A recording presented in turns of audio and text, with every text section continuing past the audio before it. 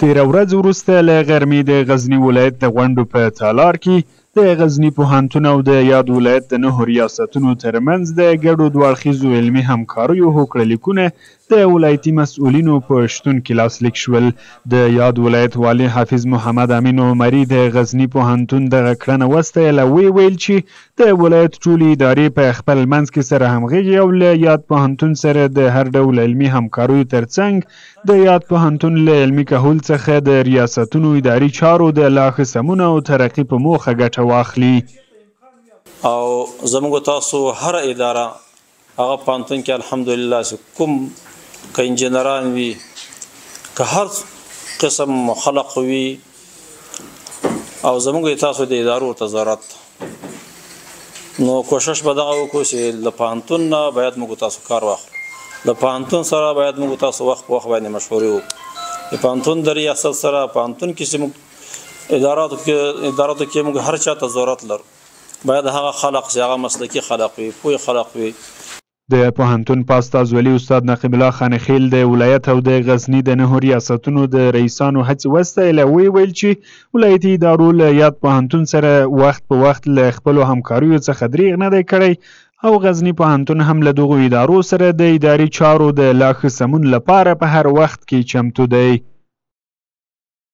له نو ادارو سره د دوه اړخیزو همکاریو لړۍ پیلوو څو د غزني په سطحه د ادارو ترمنځ یوه ښه علمي او کاري همغږي رامنځته سي.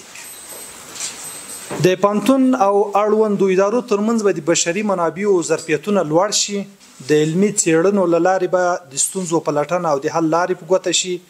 استادان او محصلین به په غزني ولایت کې هغه ستونزې او ناخوالې د خپلو علمي څېړنو برخه وګرځوي چې تر دې دمه په دغه سیمه کې دودیږي او یا خلک ترې ځورېږي.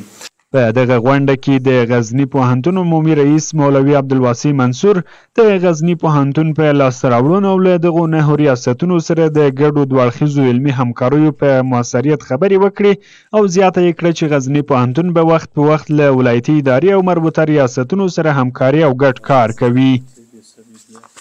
او په دغه څو ادارو کې داسې مهم ریاستونه ولو چې هغه اقتصادي ریاست او یا د زراعت ریاست او یا د کلتور ریاست وو او دې کې او یا د معارف ریاست وو. نو دا کې به انشاءالله ډېر د موږ پرمختګ باندې خو د پوهنتون موږ ډېر امیدوار یو ځکه د موږ هغه استادان او یا هغه محصلین چې عملي کار ته ضرورت لري نو موږ مخکې نه سوی کولی چې موږ دغو ریاستو څخه د دې تقاضا ولرو چې د موږ محصلینو ته عملي زمینه مساعده کوي چې عملي کار وکړي.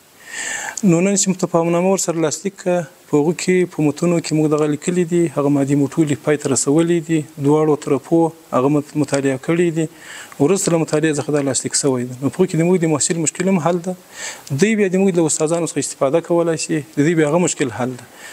د یادولو دی چې غزني پوهنتون اوس مهال 7 پوهنځي لري او په دې وروستیو کې ورته د یاد پوهنتون د مسؤلینو له لوري د طب پوهنځي راوړلو هڅې هم روانې دي.